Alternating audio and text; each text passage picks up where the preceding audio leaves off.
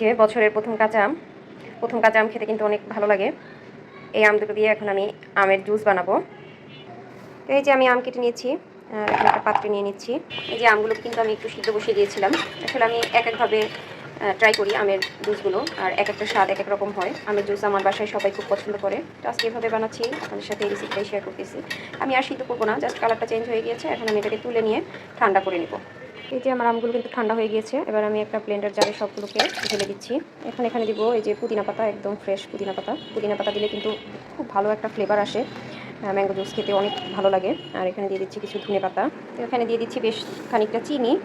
আমটা যেহেতু টক, চিনি না দিলে কিন্তু জুসের ব্যালেন্স আসবে না। এখানে দিয়ে দিলাম সাদা লবণ, আরও দিলাম যে বিট লবণ।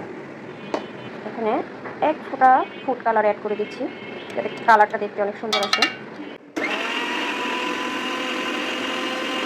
এই যে জুসটা কিন্তু আমার ব্লেন্ড করা হয়ে গিয়েছে, একদম কিন্তু পেস্ট হয়ে গিয়েছে। এখন আমি এটাতে আমার ইচ্ছে মতো পানি মিলাবো। যারা ঘন খেতে পছন্দ করেন তারা অল্প পরিমাণে পানি মিশাবেন, আর যারা পাতলা খেতে পছন্দ করেন তারা বেশি পরিমাণে পানি মিলিয়ে পাতলা করে নেবেন। অনেকে এটাকে ছেঁকে নেয়, তবে আমি ছেঁকি না, একটু লাচ্ছির মতো লাগে, আমার কাছে খেতে খুব ভালো লাগে। ইফতারের টেবিলে এমন একটা ফ্রেশ ম্যাঙ্গো জুস থাকলে সত্যি আর কিছু লাগে না, জাস্ট মুখে দিলেই প্রশান্তি মনে হয়। আপনারা কিন্তু এভাবে জুসটা বানিয়ে ট্রাই করতে পারেন।